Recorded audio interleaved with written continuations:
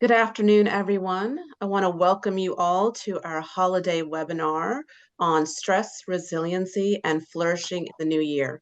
My name is Pethel Chawla. I am the chair of the Virginia Bar Association Young Lawyers Division Wellness Committee. I'm also the wellness coordinator over at the Supreme Court. We have got a very exciting, esteemed group of panelists today, and I'd like to let them introduce themselves. Kelly, can we start with you? Sure. Good afternoon, everyone. It's just a real honor to be a part of this conversation with my colleagues, with Ethel and Barbara and Andy and Sunny. So it's a real honor and privilege for me. I'm Kelly Crace. I come from William and Mary. I'm the Associate Vice President for Health and Wellness. I serve the needs of the health and wellness departments here. And I'm a psychologist by training. In my past 35 years, my life's work has been devoted to the research and study of what really predicts flourishing through difficult times, through life changes, through life transitions throughout the whole lifespan, as well as when we find ourselves in a transition that we didn't anticipate in managing that. What really predicts that flourishing, and what do we do to maintain a deeper sense of effectiveness and resilience? Barbara? Hey everybody, I'm Barbara Mardigan. I'm the clinical director for Virginia Judges and Lawyers. I am a licensed professional counselor and have been since 2004. And I've worked in a wide variety of practice. I've been in private practice. I've worked in a psychiatric hospital, a secure psychiatric hospital with adolescent girls. I've worked at community service boards. And most recently, I was a lead clinician at the Farley Center, working with addicted professionals. And then I was the director of an outpatient treatment center before I came to JLab. So I'm so happy to be here. Andy? Hey, I'm Andy Rosenberg. I have been a lawyer for 35 years. I kind of bring the in the field perspective, hopefully. I've been a prosecutor for 26 years. And of those, I've been 22 years as a Marine JAG and trial attorney. So I've done various amounts of things in the state and federal environment. I love my job, although I have my moments, many moments. My job right now is as a prosecutor in the city of Virginia Beach, working in charge of the office civil section and in charge of police training. So I'm responsible for training over 1,000 law enforcement officers from a constitutional and legal perspective. So I put together programs for that. My approach to wellness is, in essence, a very proactive and preventative one. I can't speak to the therapeutic angles that my colleagues can, and so I won't. But I will try to offer as much as I can in terms of what works for me, what practices and methods I follow in an effort to be effective and in a way that allows me to enjoy what I do on a day-to-day basis. So that's what I'm hoping to do today with you guys, and hopefully it'll be helpful. Well, great. Well, before we get started, I just want to give all of you just a brief roadmap of our presentation today. We're going to start with resiliency. That's going to be the meat of our presentation. We're going to segue into just holiday stressors and talking about some of just the inherent things that a lot of professionals sometimes face around the holidays. And then we're going to close with just some practical takeaway tips that hopefully after an hour of listening to these wonderful presenters, you'll have some concrete examples of things that you can use to just make 2024 amazing. So let's get started, and we're going to just hop right into resiliency.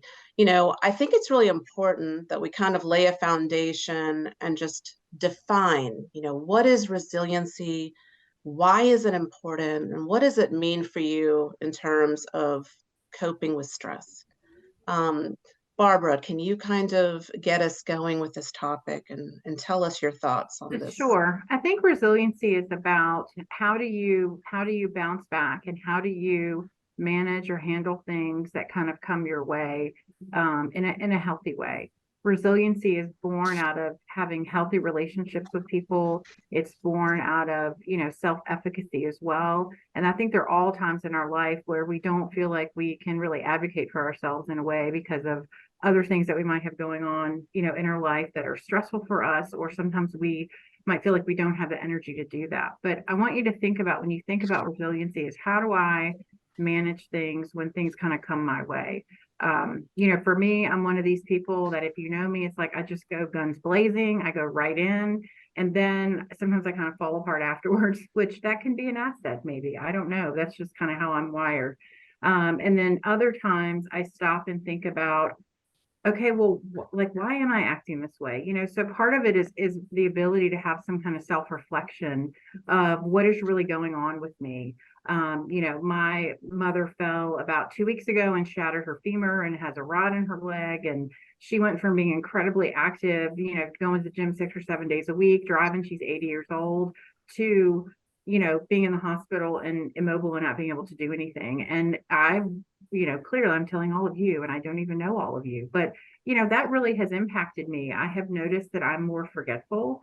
I have noticed that I'm asking, okay, what are we doing again? And where's this again? But I'm letting people that are close to me know, like all my colleagues know, I might need a little bit extra help because you know, my brain is just not where it normally needs to be because I'm having to figure out, you know, home care, and I'm having to figure out what kind of care she needs when she gets home and all of these things. So I think resiliency is about how do you respond and then continue to move forward through things that can be very challenging and very difficult. Are you someone that can ask for help, or are you someone that's like that fiercely independent that can be negatively impact you, where you don't ask anybody for help until you're practically drowning and the only thing above water is your hand, like, okay, I think I might need something. So think about that throughout what we're talking about and see where you fit and where you can make some changes in your life if that's something that you would like to do.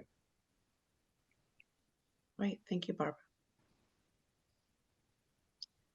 Kelly or Andy, you got anything? I'm Yeah, saying Dr. Kelly, I'm sorry. I see your first name and think that. From my perspective, and I understand that our audience is mainly lawyers, and I will tell you that from my perspective, being able to weather and take on the adversities of life, the life stresses, in healthy and effective ways is how I see resiliency. All right. So as a lawyer and as a prosecutor, perhaps my biggest stressor, and just think about this as if you're a lawyer listening to this, what is one of your biggest stresses, especially in your job? And while you're thinking about that, I'm going to tell you what I think that is, and that is the jury trial. We do a lot of jury trials. They are high stakes. I've done a fair amount of high stakes cases, both in the Marine Corps and with the state, child murders, child abuse, some very heavy stuff. And so people look to you as a prosecutor, and you don't necessarily have to be a prosecutor. You can be someone who's representing a civil client, you know, that has been injured and has you know, lost everything, and you're there to try and make it somewhat good. But whatever it is, when it's high stakes, it's adversity. It's something you're up against. So how do you deal with that? And well, first of all, you need to have some life experience and experience as a lawyer to do it well, and that's just the way it is. But as you get more experience, as you add on years, you find that some of the things you used to worry about aren't there anymore. But there still needs to be, in facing this stress or this adversity, some sort of a passion and some sort of an understanding of what it is you're doing when you go into that jury trial. So the reason why people get so stressed by these big events is, from my perspective, is that they worry so much about themselves and how they look and what other people are going to say and whether they're going to be humiliated and whether the defense counsel is going to just completely shred you and make you look stupid. I mean, those are all definite valid concerns. I'm not saying that, but from my perspective, you need to switch your mindset, or you shift your mind away from a focus on yourself and towards what it is that you are actually doing. So if you can do that, and this is why meditation is so important, because it allows you to build some strength in terms of controlling where your mind goes by focusing on what you're doing as being something good. So when I go into a jury trial, I'm focusing on what it is that I can help the jury with in terms of facts that will allow them to make a decision that I think should be a conviction of guilt. So that, so I approach it from the teacher's perspective, not from an advocate's perspective, because once you start getting into this, the other side is bad and I'm good, you're going to lose your effectiveness. So if you approach it from a teacher's perspective, and then as a second part to that, a growth perspective, in other words, understanding that you're going to screw up, it happens every time, but that's okay, because you're going to grow from that, because the next time you do this, you're going to learn your lesson and be better. So that's how I address a major stressor in my life. And as I do this more and more, I become more resilient, because I learn that in doing it this way, it's not such a thing to be feared. And that's really what gets us all, is fear. And so it's worked for me, and I'm hoping by saying these things, it might work for you too. Thank you, Andy. Dr. Yeah, Curtis? our research completely supports what Barbara and Andy just shared. When we looked at what we were looking at over the past 3 decades, is we were looking at individuals in very challenging environments, challenging professions, challenging life spaces. And it's this kind of double-edged sword where on one level we learned that the brain has a natural tendency to want to be resilient. This same brain that worries us and stresses us and scares us is the same brain that can heal us if we work with it. And we live in this natural environment of adversity. If you dare to engage in your world and care about your world and care about things that matter to you, we live in this natural environment of a relentless pace, a relentless uncertainty and change. We live in this adversity. And when we were studying people who flourished through that, and flourishing is one of those overused terms today. It's been my life's work, and I'm even tired of the term because of how it's been distorted and overused. There's this implication that flourishing is that you're just always at your best and always happy and never affected by anything. And that's not what flourishing is at all. Flourishing is while affected, while engaging in a world, how do we engage in things that really matter to us in a healthy way, which is just what Barbara and Andy mentioned in that. The double-edged sword of it is one of the silver linings of the pandemic was we learned that the brain has a limitless capacity to adapt if we work with it. The problem is when we studied people that flourished, there were no natural born flourishers. People that flourish weren't born that way. They were very intentional about it. They were very mindful about it for 2 reasons. One, our world doesn't foster it. And secondly, our own brain doesn't foster flourishing. It actually will cause us to drift from it for one real important reason that both Barbara and Andy indicated. It's what your brain does anytime you decide to care about anything. Once something or someone becomes a part of something that matters to you, we're immediately reminded of the uncertainty around that. You never completely control everything that goes into something that matters to you. There's always a chance you could fail or lose that thing or person of importance. And because of that, we experience that as fear of failure. It's not danger fear, but it's pressure. It's this fear, this what if. It's like what Andy described. It moves from the why to the what if. What if I fail? What if I lose this thing of pressure? And the interesting thing is if you let your brain naturally cope with that values-based pressure, we tend to go in one of 2 directions. We tend to either try to over control and master in terms of perfectionism, or we avoid and escape until it has to be done. We learn that perfectionism and procrastination are the neurologically natural ways you cope with values-based pressure.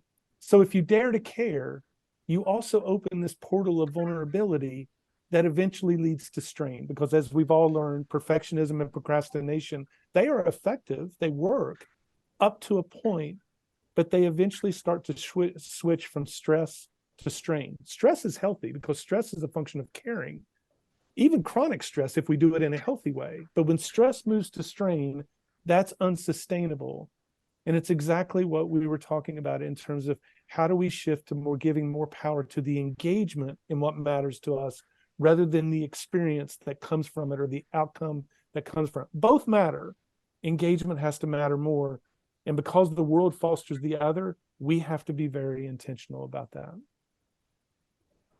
Wow. Well, already in the first couple of minutes, all of you have said some pretty powerful information. I have a question about resiliency. So is resiliency similar to a muscle that we use that when we're building muscle and the more we work out, the stronger it becomes? Is resiliency similar to that at all? I think the way we handle it can be more automatic, so to speak. Like I really liked what Kelly was saying about if you care, then you're naturally going to have this stress, and there's naturally going to be um this struggle sometimes to figure out how do I manage things like what Andy was talking about with work. I mean, that was beautifully said. And how can I be a teacher and how can I give them this information to what they need instead of looking at, I have to get you. I mean, that's a complete mind shift. And that's so much of what in my job that I do when I work with other attorneys who don't ever come in to us typically on a good day about what information can I give you? How can I help you so you can be a successful attorney? Or if you don't want to be an attorney anymore, how can I help you move on to something that you really want to do?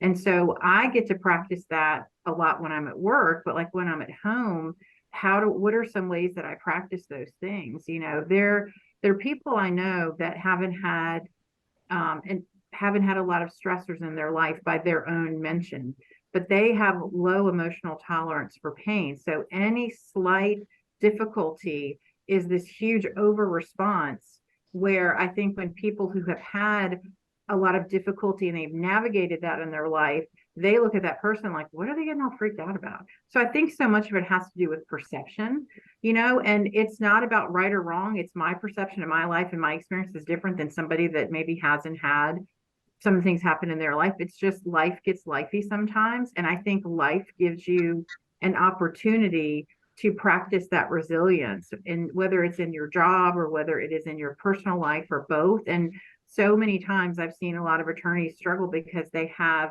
this parallel experience. And Hethel's heard me say this because recently we've been talking about it a lot, but this parallel experience, like a railroad track, like my client is going through something I'm experiencing on my own. So how do I manage listening to them? And then when I'm talking to them, I feel like I'm giving them advice that I should be giving myself. It can be really an interesting experience. And if you have that awareness, and I think Dr. Craig talked about that, having that internal awareness of what do I need to do to take care of myself? What information do I need to give myself and put things in place so I can manage my stress and my resilience? I think that, I don't know if that even answered that question, but I don't know how we can't be resilient, especially in today's world with things that we have in our life that are going on, or things that are happening beyond our control to things. And that's where a lot of fear comes in, is the what ifs of, I don't know if this is going to happen or this is going to happen or whatever. It's almost like you have to always kind of have that on board to practice it. And Barbara, you said something that I think is really important, and that kind of leads to a follow-up question. For those people that maybe don't have that frame of reference, that adversity that they've already experienced, that maybe strengthens some of those responses, what advice do we have for maybe, someone who's listening to this webinar that maybe doesn't have that experience, and they find themselves around this time maybe so overwhelmed, in a dark place? Are there some practical, where should they start? I will defer to Andy or Kelly on this one. So I just want to jump off what Barbara just said, because and your question, Hetal, which was in reference to whether resilience is like a muscle, and from my perspective, and this gets into your second question too, resiliency is like a muscle, just like meditation is like a muscle. So you go to the gym, you build muscles, you pick up, your weights, they've got plates on them, and you build physical strength. All right. You do the same thing with meditation. And I know meditation has with it certain connotations, but I'm telling you, the practice of meditation, which is basically controlling your mind to focus on one thing for a certain period of time, or a certain number of breaths. That's really all it is. It's nothing weird. But when you do that consistently, daily, your mind does get stronger. And if you could concentrate fully consciously for 3 breaths, in 6 months' time, you'll be able to do it with 13 breaths or 20 breaths or whatever, but your mind gets stronger. It's a very important skill in terms of moving into my second point, which is that resiliency is a muscle if you consider that the weights that you use and the plates that go onto the bar are the methods, right? The methods of that you've adopted to become effective in life, so that you live life in a state of flourishing. So I'm sort of getting a little extemporaneous here because I hadn't really thought of this, but it came to my mind as Barbara was speaking. So I have a variety of methods that I use. One of them I've already talked to you about, which is mind shifting, that I use on this bar, that it strengthens my resiliency in terms of dealing with the adversities of life, and that's really what resiliency addresses. And so I have other methods too, which I can talk about at some point. But in doing that, and in doing it repetitively, you build the habit of using that method. All right. So initially, when you use the method of meditation or you use the method of mind shifting, it's going to be difficult. But you have to trust the process and just keep doing it until it becomes habituated. And when it becomes habituated, it starts flowing. It's something you can use readily, and you automatically use it. And so, resiliency is definitely like a muscle, and you just have to identify. I mean, what you have to do is you have to identify the methods that work for you in order for you to be more resilient. That's how I see it. That's my Right. metaphor. And then, we've all heard of muscle memory. I would imagine that after you've spent this time, when you are in a situation that's very stressful, you have those skills and you have those reserves that you can kind of lean on in times of distress. So I think that was really important to mention. And it's Yeah. also too, if I can interject really quickly based on what Andy was saying, is that when you go through something really stressful and you come out the other side and you can reflect back, when something else happens, you're like, hey, wait a minute, I've done this before. I can do this again. Very much like a muscle memory of, I can lift this weight. Maybe just let me, I know that I can do this, and that it might take some challenges for me, but I can do it. And also the other part of that is that acceptance, that a lot of times when we're in those situations, we have to need to get to a place of acceptance of, this is how things are right now. And even though I don't like them, I can still navigate within that so I can remain calm, whether that's through breathing, whether that is through being able to focus on something that brings you peace. I'm a huge advocate of having things on your work desk that bring you peace, that remind you of things that you're happy with. Like, I've got stuff on my desk my kids gave me when they were little. Other things like that. They're things that I look at that bring me peace. So when I'm having a stressful phone call, or I'm dealing with something that's really difficult to listen to, I can really focus on that, because then I can tune into that much more. And does Yeah. resilience change over time? Is this something that's static? Is this something that kind of ebbs and flows? Very dynamic, because human beings are dynamic. The dynamic nature. One of the things that we learned in doing this research is that values were an incredibly important part of predicting flourishing. But there used to be thought that values were fixed, that they were the same. Values are very dynamic. And one of the things that we found is that fear and comfort are the most natural human motivations. That's the most natural human motivator. But the deepest form of human motivation are our values. But only if one thing exists. There has to be a healthy relationship with those values. Values clarification in and of itself, like here are my top 5 values, does absolutely nothing for you. Fear and comfort would override that every single time.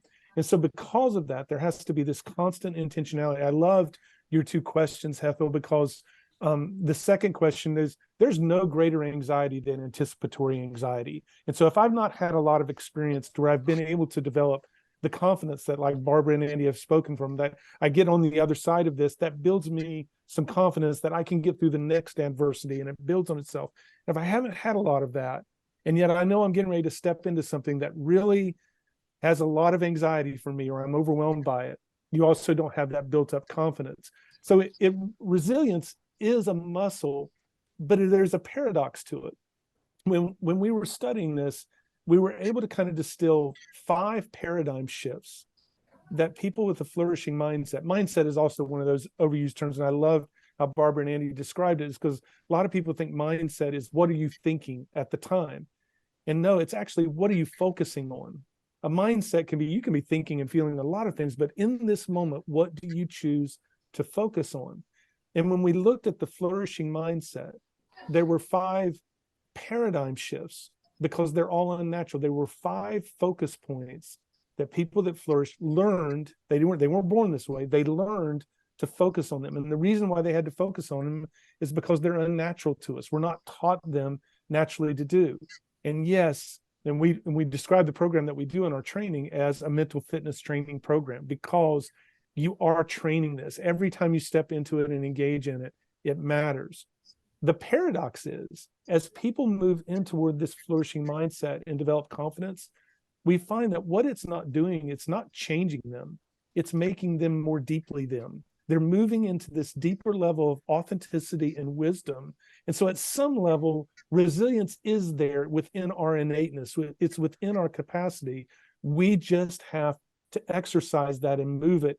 And we can't get dormant with it, in the same way that I may want to be fit.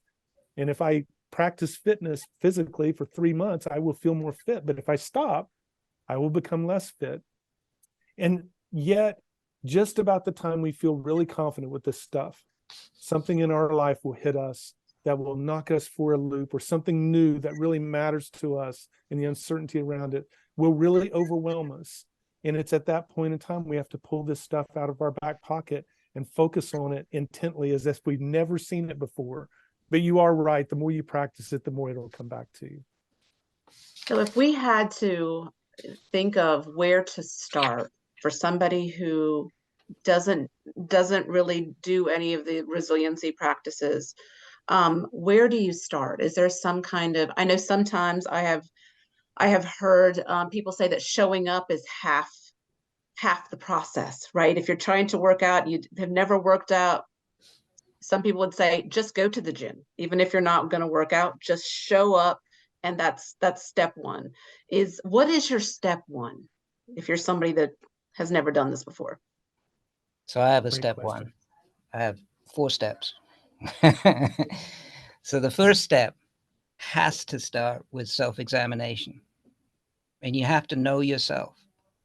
If you don't know yourself, you go to the gym, you have no idea why you're there. All right. You got to know why you're going to the gym. You got to know what it is you are doing. And so that starts with questions like, who are you? Who are you? Really, who are you? Why are you here? In this world? What is the point of you being on this world and in existence? And I know this is deep stuff, but these are questions that have to be answered right up front. And then once you've kind of figured out how things work, then you have to establish your direction, where you're going. And so that gets into things like meaning and purpose, the why of everything. And as part of that, it's sort of a 2-part thing for me. It's I know Kelly talks about this a lot, but it's purpose, and it's what are your core values? I mean, what do you live by? Because it's living your values that ultimately makes you who you are and is your definition of success. I don't think success is professional or vocational, or whether you win 20 trials or what it is. I mean, for me, success is actually living my values. And I've identified, 2 core values in line with what Brené Brown says, and 8 supporting values. And I live by those. And everything I do in life is with that direction in mind. All right. So that's my second step. And then you have to identify your life stresses. What is it in life that is difficult for you and a hardship? You've got to identify your opponent, what it is you're up against. And then finally, you've got to devise methods, which I've talked about a little bit, methods that actually deal with that allow you to deal with that adversity and become resilient. So, I mean, to answer your questions, that would be what has to happen first before anything else. And Andy, do you recommend that people write this down? Yes, I mean, I was going to say that too. Thanks for reminding me. But what I do is I have like 2 pages and I have all this written down. So I get up in the morning and I review those 2 pages. I look through them, I amend them, I change them.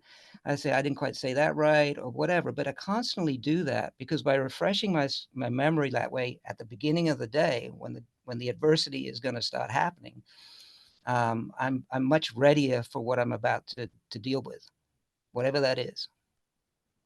So And I yeah. hear a That's lot of great. that with a lot of intention. There's a lot of intention because when I was younger, I didn't really have any intention. I just kind of plowed through the day like a bull in a china shop. And and so I think as I've gotten older, and not that you have to be older to do this by any stretch, I've had more intention where I set my day with an intention. And the values are so incredibly important. And I think when you're younger, in my experience, I wasn't aware of them unless somebody bumped up against it. And if they bumped up against it and I had a reaction, it wasn't a response, it was a reaction. I was like, okay, this is a boundary that I'm not comfortable with. And sometimes it would really surprise me. And so now I've had, since I've changed and I've gotten older and I've done more things very much more intentionally, it's easier for me to live by those values. And I feel much more at peace because I don't have that moral injury. I had a lot of that when I was working for different places, that when I worked in treatment centers and I had that supervisor that was really difficult. And, I would leave over supervisors because I would love the clients, I love the staff, but it was this one supervisor that was just expecting me to do something that was very much against my value system.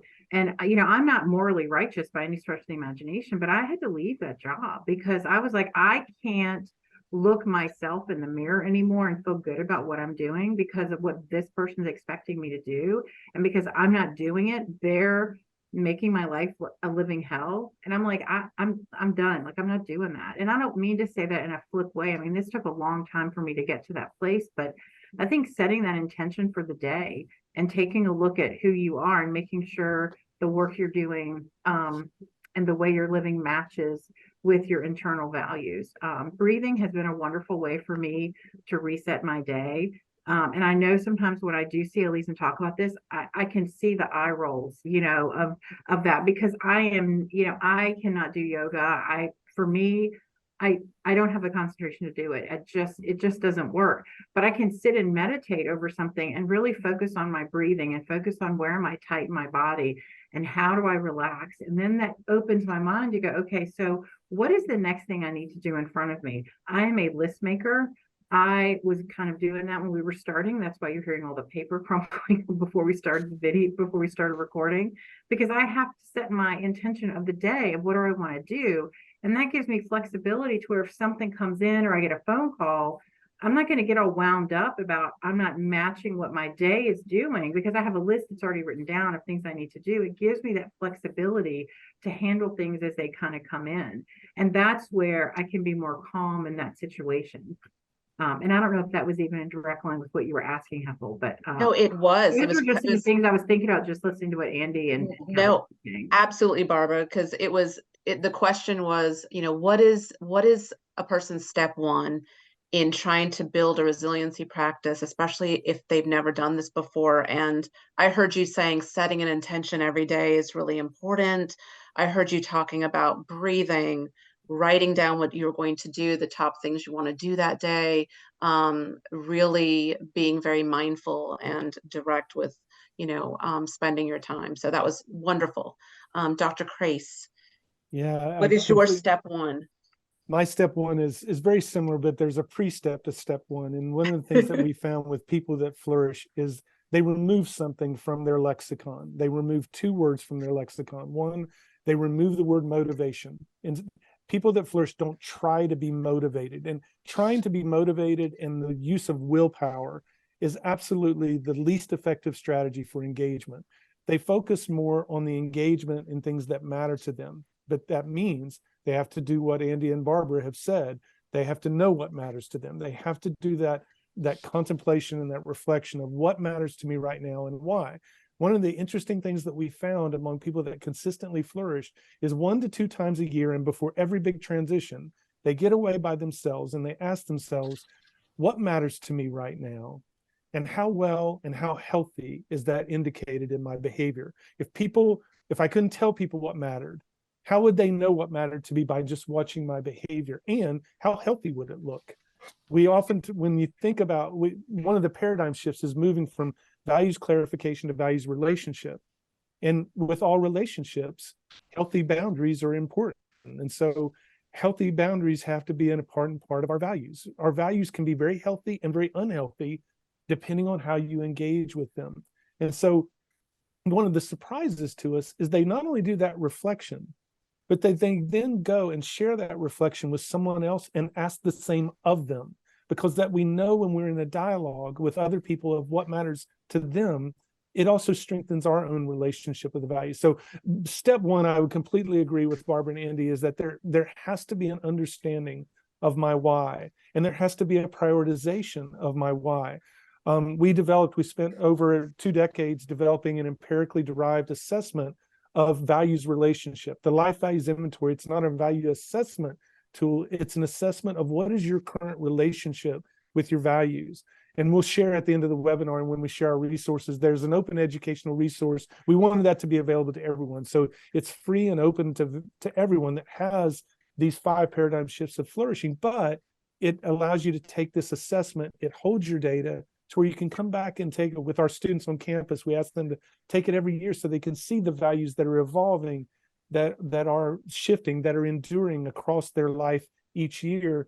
That's the kind of relational view of values that really moves us into a state of commitment and engagement rather than trying to be motivated. Because if I try to be motivated, what that actually looks like, it results in more passivity. Because I think the night before, here's what I'm going to do tomorrow. When I get excited about that plan, I'm going to go to the gym tomorrow and I'm going to get in shape. That feels really good to me right now. But when I get up the next day, what we keep waiting for is that surge of feeling, that surge of motivation. And when it doesn't happen, we then conclude, okay, well, then this is not the right time or something's wrong. The people that flourish, they don't focus on motivation, they focus on engagement. And they also don't give a lot of power to the word hard. They give very little power to hard. They will describe, yes, it's hard, but then they'll quickly say, and it's only hard. Because human beings are not strangers to hard.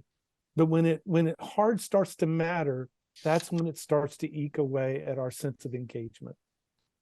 When you were talking about that, I started thinking about, I've been doing CrossFit for about 10 years, and I'm very passionate about that. But like, we have a teamer that's every Saturday morning at 9 o'clock. And I'm not a morning workout person. I never have been. I don't think I ever will be unless something drastically changes. And I go to bed going, I'm going to go to the gym tomorrow morning at 9 o'clock. And I wake up at 8 and I'm like, no, not going to happen.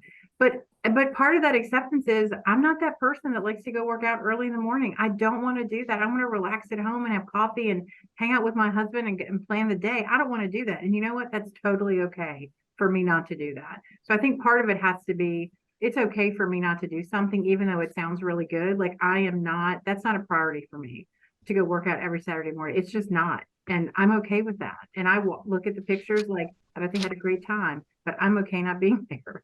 So I think that's important to know too, where your limit is, and be okay with it. I want to transition. Thank you, Barbara. On that note, I think that is a wonderful transition to our next piece of our segment, which is discussing the holidays and stressors around the holidays. We all know that holidays are a joyous time, for a lot of people, but for some people, particularly busy attorneys, busy legal professionals, holidays can be somewhat stressful. So I want to first talk about stress in general.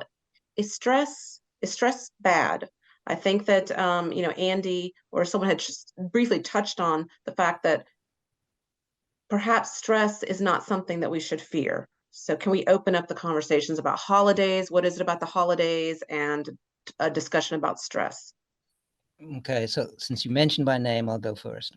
So stress is not inherently bad. I think you had, Tyler, talked about eustress, and then there's toxic stress. So you have to qualify stress because eustress, or the good type of stress, is the kind of stress I use when I go into a jury trial, which is it excites me, it motivates me, it makes me enthusiastic, it makes me want to be there. or if I give a class presentation and my focus is on trying to help the police officers become better police officers, that is for me a positive form of stress, and I use it frequently, and I use my the control of my mind to transform whatever negative energy I might have, whether in the form of fear or self-pity. I consciously and intentionally take that energy and move it into something much more positive, and that really works for me. So your question is how do you deal with the stresses of a season like this, which can be a little bit more heightened, given all the obligations? You got Christmas gifts to buy, you got family members who are coming into town, you got to get ready for, all this stuff, as I do. I have 3 great kids, but they're all coming in, and it's going to be, it's pretty stressful. So what do I do? So I resort to one of the methods that really helps me. This is one of these plates on that weight bar that I keep talking about, and that is presence. Right. So when I'm triggered, because I'm self-aware, I'm triggered into, and I feel stress is having a negative impact on me. It's an automatic thing. It's like, Andy, find presence. Just find presence. So what is presence for Andy? Presence for Andy has 7 parts. All right. It is, first, I got to find a state of stillness.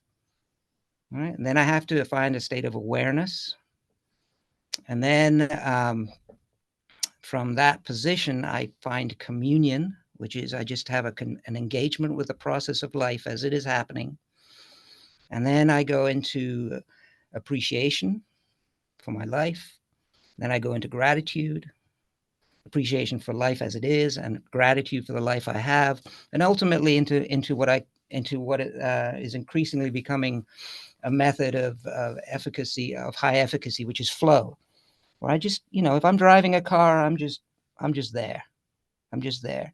And it takes my mind away from the craziness. And then from that place of that mindful, meditative place, I come out and I'm a lot more positive, and I approach, things from a list basis, much like Barbara's talking about, or an intentional basis. I set intentions, and then I move from there. But that's one of the ways I deal with a stressful trigger. Barbara? Can you ask the question again, please? So when we I've been talk so about caught up in listening to people. I'm like, oh, I'm supposed to participate. Okay. the question is, when we're thinking about stress and the holidays, and I think about attorneys that may have extra stress with billable hours, deadlines. For some people, for some firms, perhaps things are a little slower, but for other firms, it's really busy. What are some things that we should be mindful of when we're trying to navigate stress around the holidays? Well, I think one of the things, kind of based on what Andy was saying, is you have to be aware of what you need. You have to be aware of yourself. This is Think Putty. And for me, I use this to kind of help me to focus and concentrate, which clearly I was so caught up in what you're saying, it's maybe not working. But, understand what it is that you need. Be willing to give yourself some grace. And that might sound really woo-woo, but it's about, being able to do the best that you can do in the time that you can do that. And I think so many people can get caught up with the holidays and with work, like I have to get everything done. I have to do every single thing. And, I have been feeling that way too, about I've got clients, but I'm going to take some time off, and like, how do I do that? And I'm shoving all this stuff into the day, and I'm going to get resentful of it, but I'm the one controlling it. So I have to be aware of what it is that I need to do, and take extra care of myself during this time. Boundaries is a great way to do that, and to set those boundaries. Certainly the expectations that others place upon you can add additional stress. Without a doubt, it adds additional stress around that. That's why taking care of myself is so important, making sure that I'm doing very basic things, like I'm drinking enough water, I'm getting up throughout the day, I'm making sure I'm eating and doing the things that I need to do, having a time where you stop working during the day, because then it gets harder to sleep. And if you're not sleeping, your brain, your body can't repair itself, so you can really be fresh and ready to go the next day. Also understanding there are times that, you know, during a trial or during some difficult times. I was talking with an attorney earlier today that I'm monitoring, and he was talking about a lot of burnout. And he said what really helped is that, you know, the negative thing was he was drinking to the point where his boss is like, you're going to lose your job if you don't come under contract with JLAF and do A, B, and C. But he said the biggest thing that helped his stress reduce is that these two huge cases that were on the docket for 2 years were taken care of, and they were removed. They had been resolved. They had, you know, they were put to bed, so to speak.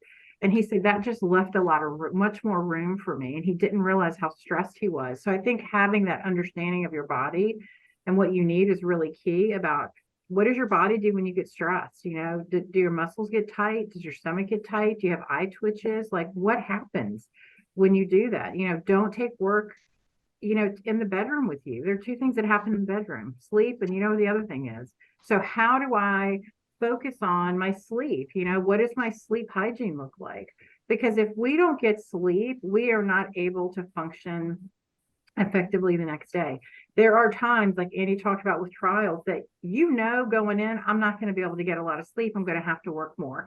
And you know that, but how do you take care of yourself within all of that? And I think that's the key, because you can still take that time to do some deep breathing, or to get up. And there are people that work next door to me. I see this guy on the phone all the time. He's got this earbud in, and he's like walking outside.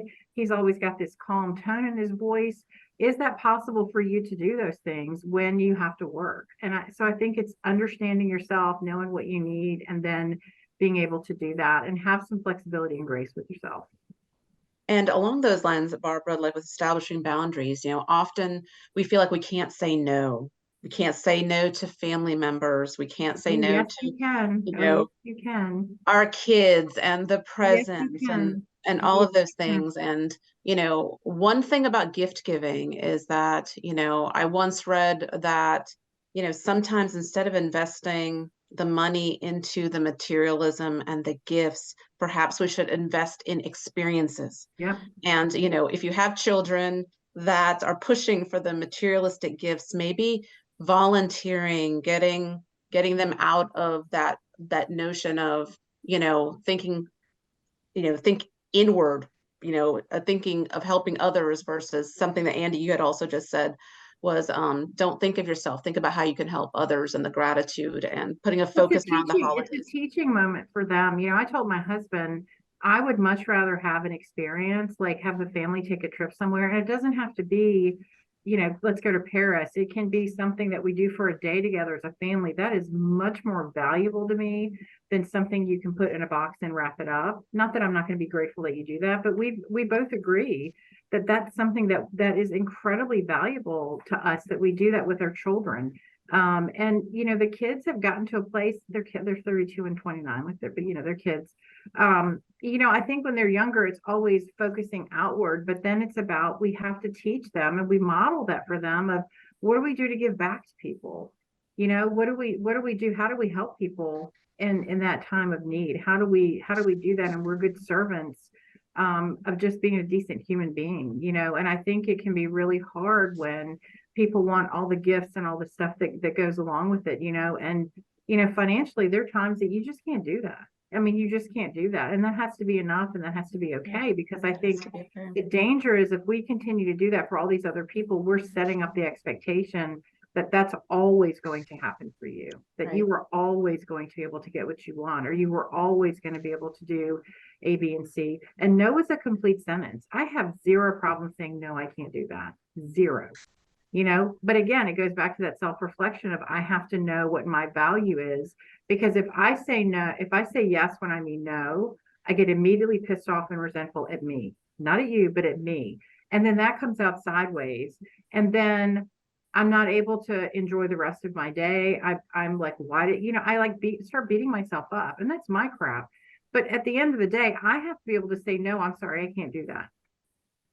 And I don't have to give an explanation of anything, you know. And you have to be okay with doing that. And if you're not, there are other ways that you can kind of figure out, well, why is this say yes like a thing that I feel like I have to do? And therapy can actually help with that. It can help you to process a lot of those things, because a lot of that comes from our culture and the way that we were raised.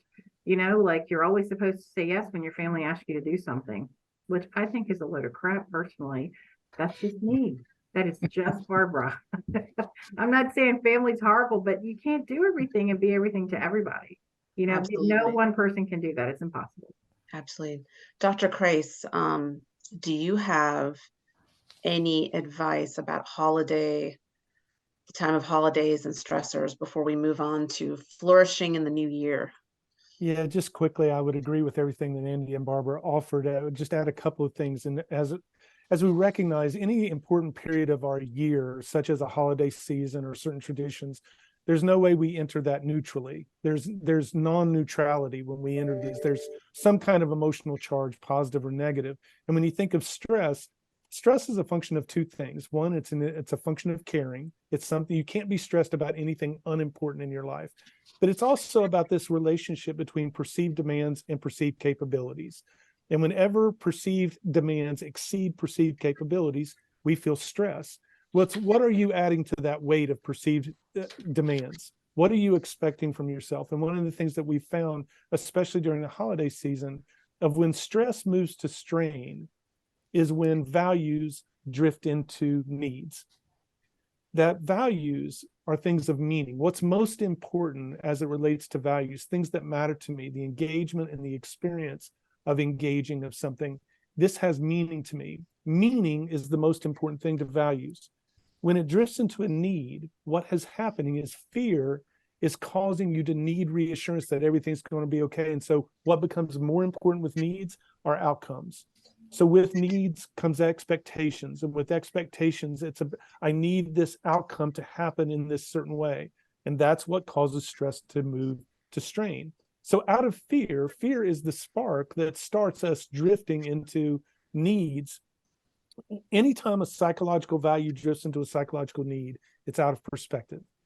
When it's the sweet spot is really keeping it at that values level and what matters to me and what matters in my engagement, and how do I focus on that, and allowing the outcomes of everything to vary to where what we find is the healthiest people that enter the holiday season is they define the worth and the meaning by their engagement in it.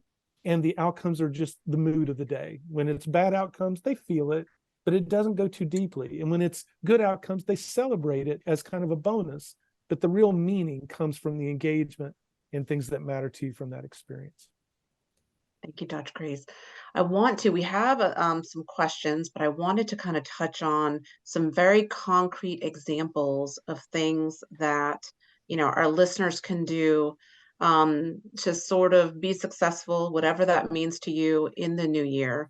I want to start us off by just saying that, in my opinion, January 1 is a date. We often get caught up in setting resolutions and the new year as being this magical moment.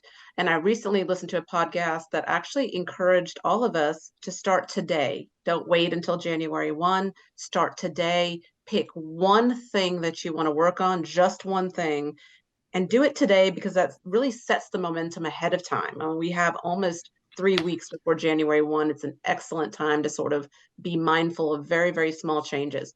What takeaways do you guys have? Concrete examples of how to, if somebody had limited time and had to pick just one thing, any advice from all of you? This is what if you have more than one thing, I know, because I know Andy's got about 11 or 12, so that's okay. If you want to rattle off your whole list, Andy, we're ready. No, this is a good one thing to do. All right, so you're probably sitting at work or somewhere, but at some point today, you're probably going to get into a car and drive. Right. So I always tell my yoga students this. I say to them, this is a great metaphor for how to deal with life.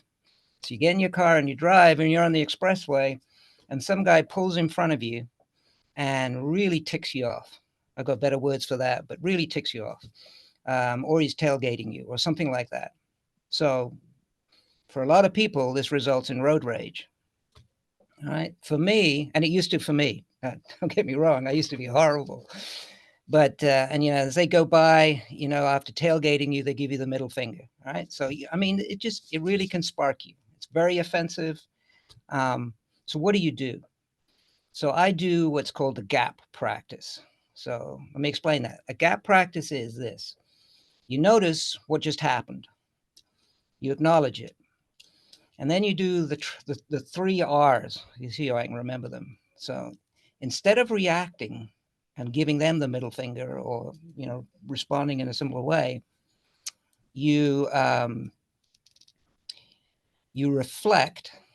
All right. So you reflect, you say, okay, there's a number of things I can do here. I can raise my middle finger if I want to, but I can also just back off, smile, move away. All right. So which is going to result in the better thing. And then the second thing you have to do is you have to release. All right. Because you've got this emotional spark in you where you want to react. Right. Imagine a defense counsel has just said something stupid on the other side or offensive to you on the other side, personal, an ad hominem of some sort. It's the same kind of thing. You just release it, right? You let it go. And then you respond in a positive way. So response on a highway might be just to back off. As part of reflection, you can say, let's say you're following someone who's really slow and you don't know why they're being so slow. Well, just as part of your reflection, think, well, that might be someone who just lost their child. You change your perspective. But regardless, you release and then you respond in a positive way, which might be just calming down, just backing off, going more slowly. There's no reason for you to be anywhere, any place, and just let it go. That is for me the gap practice, and you can apply that practice to any adversity that you face in life. And one of the most serious adversities is people who are offensive or difficult. Just do that today, as Hital advises. Excellent. Thank you, Andy. The 3 R's. I can certainly relate to road rage, and that always lets me know where I am spiritually and that I need to really chill out. If I am wanting to flip somebody off or cut somebody out or do whatever, that's the one thing I need to do. And I've actually done those things, not realizing what they were, but I will move over and be like, if you need to go fast, let me get out of your way so you can go do what you need to do, and not say it in a negative way. But when I'm talking to someone, especially if I've been really have like just a lot going on. And I was visiting with a client who was in treatment. He was in detox and he was absolutely miserable. And he was rather rude. And so I was able to go, this is not about me. He's not in a good place. And I suggested something to him and he looked over at me and said, that's about the most useful thing you said in this whole conversation. And I said, well, I'm glad that you found some value in that. And I wasn't snarky about it. And the more I started working with him, the more I realized that he had this horrible relationship with his ex-wife. She was really very verbally abusive to him. And so I started doing some things like, I'm really glad you felt like you could tell me you'd relapsed, because I know that had to be really hard for you. What can I do to help you succeed in this? And coming from this motivational interviewing perspective of, that's a clinical term, but it's really about, okay, what can I do to be of help to you? And now we have this great relationship. We really do. He was looking for a job and he was a solo practitioner and he was really nervous. And I said, I want you to let me know how that interview went. And he texted me and told me how it went. And I was so excited that he did that, because that was a way for me to depersonalize whatever he was showing me. And the more that I learned something about him, the more I realized it makes sense why he would come at me that way. It really makes sense why he would do that it wasn't about Barbara. And so for me, the one thing I try to do with my intention is, how can I be of service today? And that's what I try to focus on, is what can I do to be of service today? And sometimes I might only say one thing that somebody really likes, but that's what I really try to do. And it really sets the tone for my day. And it's a total mind shift for me. Instead of going, you have to do this or you have to do that. And I do the same thing at home too, especially around the holidays. Like, what can I do to help at home? What can I do to help? And if I have that mindset, then that just changes my whole day, and it changes my outlook on life. And it's a value of mine that I'm matching with. And that's what's important to me. So having a service mindset, that is excellent advice. We are very short on time. But I would like to give Dr. Crace an opportunity to give some brief takeaways. If I could offer just one thing, it would be one of the shifts that we saw among people that consistently flourished in burnout conditions is they shifted from being noun focused to verb focused, and they focused more on 4 verbs every day. Noun focused thinking are outcomes, achievements, grades, relationships. Those are all nouns we don't completely control. They basically focused every day on 4 verbs, and that was the verb of learning. They entered every day with a mindset of learning and curiosity. And then there was the verb of expressing what I've learned, just the engagement, defining their success by the engagement and things they've learned and their talent to date. And then they focused more on relating. Instead of relationships, they focused on the relating process. And then the last one was taking care of themselves. And those 4 verbs tended to actually move to where, paradoxically, the more verb focused you are, the more nouns you collect. And you actually experience joy when you collect those nouns. So switching from noun focused thinking to verb focused thinking really helps with resilience. So having a more action oriented type of perspective. Yeah. Excellent advice. Well, I want to thank all of our wonderful panelists for sharing this wealth of knowledge. I want to thank all of you out there for attending this webinar. And last but not least, I want to thank the VBA for allowing us this platform to share this information. You know, while this webinar was free, you know, please support the VBA, consider joining, because they definitely provide a wealth of education that's both relevant and beneficial for all of us.